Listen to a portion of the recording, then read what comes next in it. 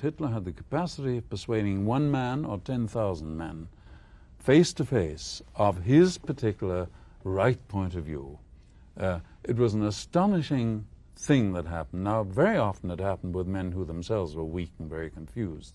In the case of von Ribbentrop, that's not too clear. Von Ribbentrop was ambitious, but how he was persuaded, no one can tell. And he himself, in his memoirs, simply says, I suddenly realized that this was the answer for Germany. Now, it is crushing to understand that men of that social level, of that caliber, of that sophistication, traveled worldwide, and fully Hitler knowledgeable. had hardly ever, as you point out, been outside of Germany except with conquering armies. Absolutely. That is the story that I tell in this book, how it is possible for the man in the next Concord seat to make a deal with the revolutionaries. And many, many people made deals with revolutionaries, got on that tiger and couldn't get off.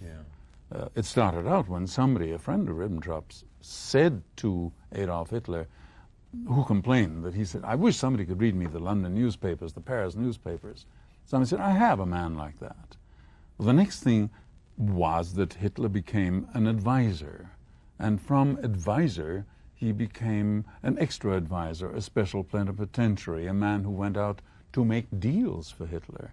As a matter of fact, one of the most famous treaties of the time, which was the British-German Naval Agreement, in which Germany agreed to build only 33% of the tonnage of warships, out of which came pocket battleships, by the way, was made by Ribbentrop, who sat down with the British Foreign Office and talked to them as if he were a businessman. Yeah, but Molotov later said some disparaging things about him. Yes. Which was what?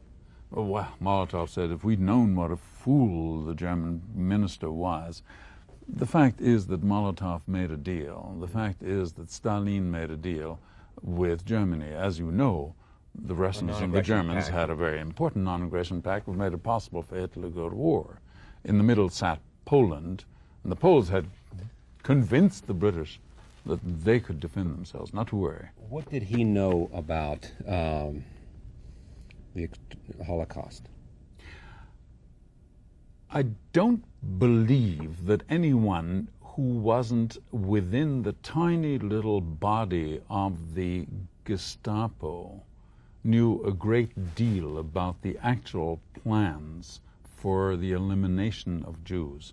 At that time, The foreign minister was like anyone else. He was no intimate of Heydrich's or of Himmler's. Right. They were friends, but not intimates. And don't forget, the entire thing was dressed